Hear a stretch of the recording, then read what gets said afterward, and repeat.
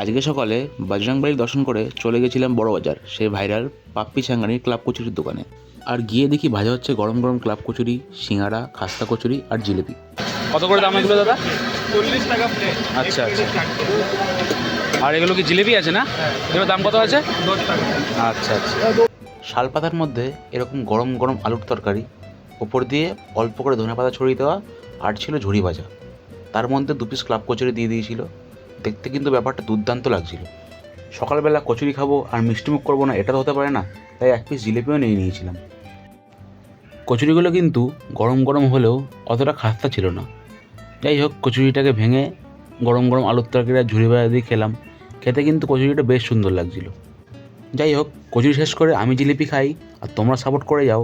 Tata.